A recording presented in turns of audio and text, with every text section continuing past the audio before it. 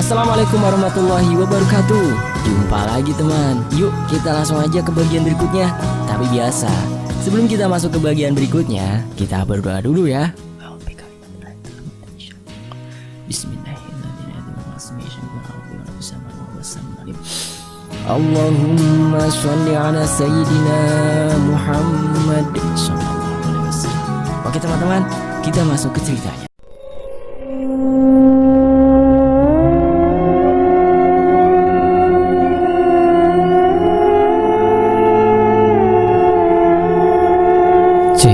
Oh ya teman-teman, karya kisah ini tuh dari Ayah Rahmatillah ya. Dan beliau menuliskan ceritanya itu di platform cerpenmu.com.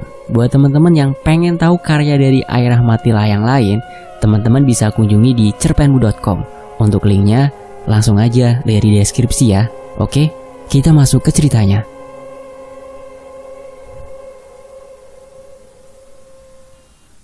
Sore hari sekitar pukul 4:30. Hujan turun sangat deras. Aku yang baru saja selesai kuliah terpaksa harus berteduh dan menunggu hujan reda. Karena kebetulan aku lupa membawa jas hujan. Aku berteduh di depan salah satu ruang kelas bersama Delia, salah satu temanku. Kami duduk di kursi yang terdapat di depan ruang kelas tersebut. "Wah, kayaknya hujannya makin deras gak?" ucap Delia. Hujan emang malah turun semakin deras. Langit pun perlahan semakin gelap padam. "Iya Del, gimana dong?" tanyaku padanya. "Ya mau gimana lagi?" jawabnya. Tak lama kemudian perkuliahan yang berada di ruang kelas tersebut selesai. Para mahasiswa dan mahasiswi pun keluar dari ruangan. Aku dapat mendengar dan merasakan keluhan mereka saat mereka mengetahui ternyata hujan turun sangat deras. Sama seperti aku dan Delia, mereka akhirnya terpaksa menunggu hujan reda. Sebenarnya dari tadi, aku dan Delia tidak banyak bicara. Meskipun kami adalah teman sekelas, tapi kami tidak terlalu akrab. Malah situasi canggung yang tercipta di antara kami. Delia sibuk memainkan HP. Mungkin dia juga merasakan awkward moment, sama sepertiku. Momen yang canggung ya. Daripada aku diam saja, mending aku juga main HP. Aku membuka Facebook dan menemukan sebuah artikel tentang waru doyong. Karena penasaran, aku pun membaca artikel tersebut. Di dalam artikel tersebut dijelaskan bahwa yang disebut waru doyong adalah pohon waru yang tumbuh menyamping dan tidak seperti pohon waru biasanya yang tumbuh lurus. Waru doyong dipercaya menjadi tempat atau rumah bagi salah satu makhluk halus, yaitu kuntilanak. Karena bentuknya enak untuk diduduki, maka menjadi tempat nyaman bagi kuntilanak. Ah sial, kebetulan kuntilanak adalah makhluk halus yang paling aku takuti.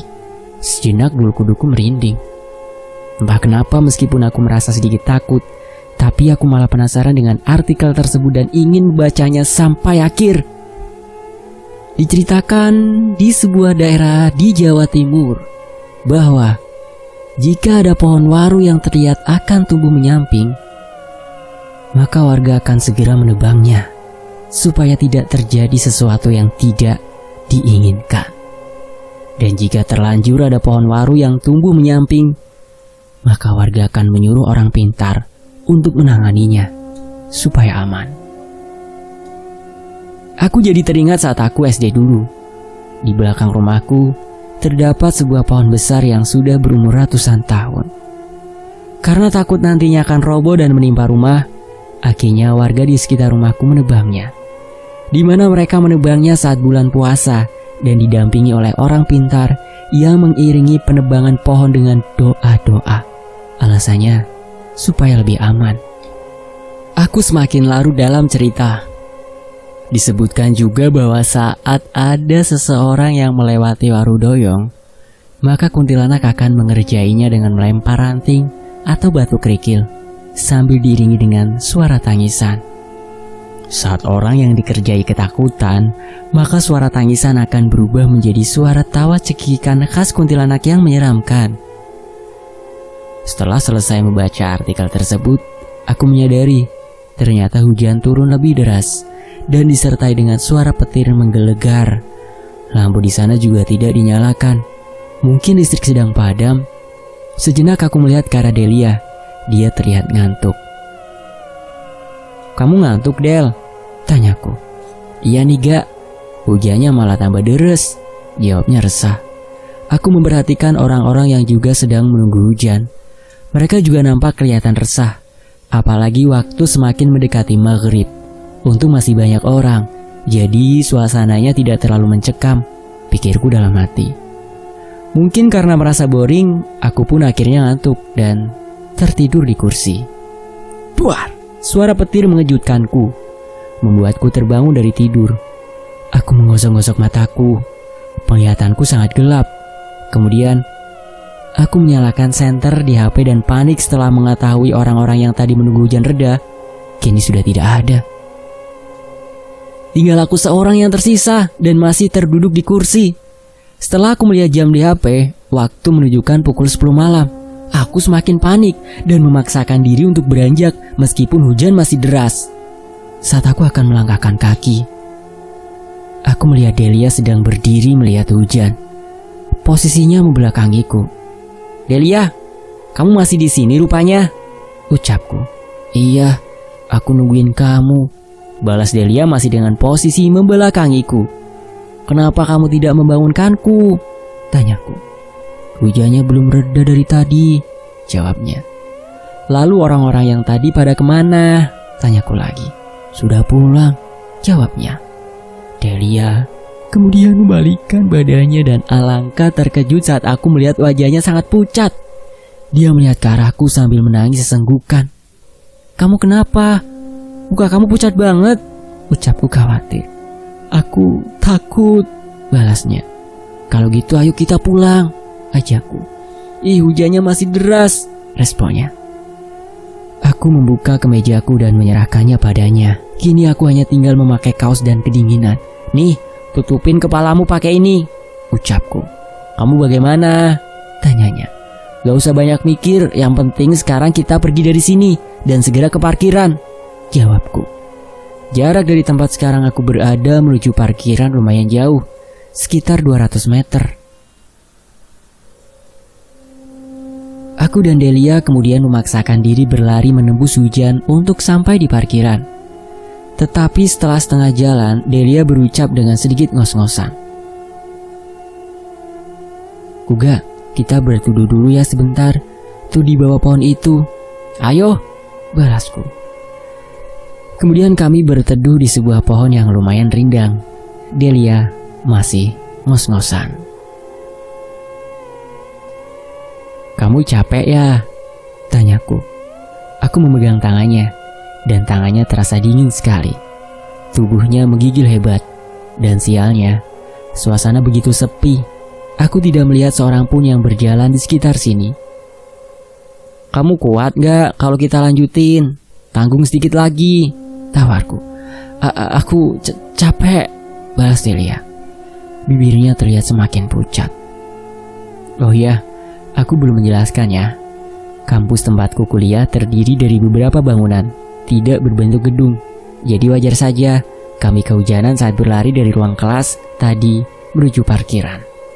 Kemudian aku mencoba menghubungi beberapa temanku yang ngekos di sekitar kampus. Tapi tidak ada satu orang pun yang merespon. Aku terkejut saat menyadari Delia sudah tidak berada di sampingku. "Delia, kamu di mana?" tanyaku kebingungan. "Aku di sini, Kuga," jawab Delia.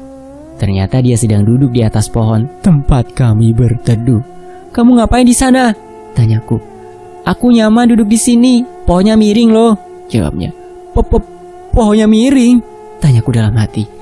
Saat ku perhatikan ternyata pohon tempat kami berteduh adalah Warudoyong. Aku ketakutan. Delia cekikikan saat aku melihat ke arahnya. Dia sudah berubah menjadi sosok kuntilanak yang menyeramkan. Aku kemudian berlari ketakutan. Kuntilanak itu terbang mengejarku. "Kuga, sini temani aku." "Hihihi," ucap kuntilanak itu sambil cekikikan. Kemudian kuntilanak itu berhasil meraih pundakku. "Kuga, bangun. Hei Kuga." Aku tersentak. Ternyata hanya mimpi. Kamu ketiduran," ucap Delia yang membangunkanku.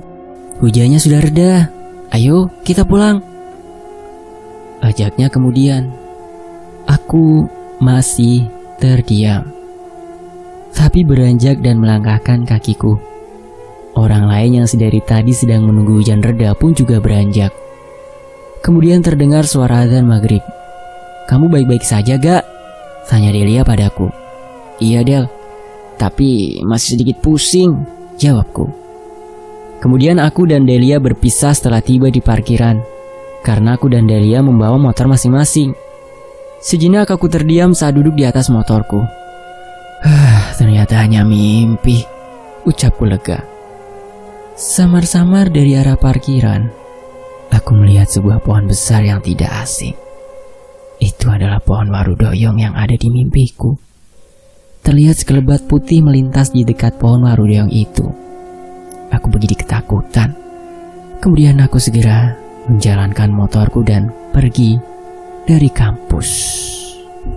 Cerita pendek Warudoyong merupakan cerita pendek karangan dari Ai Rahmatillah. Teman-teman dapat mengunjungi halaman khusus penulisnya untuk membaca cerita-cerita yang terbaru buatan beliau. Saya pamit undur diri dan wassalamualaikum warahmatullahi wabarakatuh. Oh ya, untuk link cerpenmu.com ada di deskripsi ya teman-teman ya.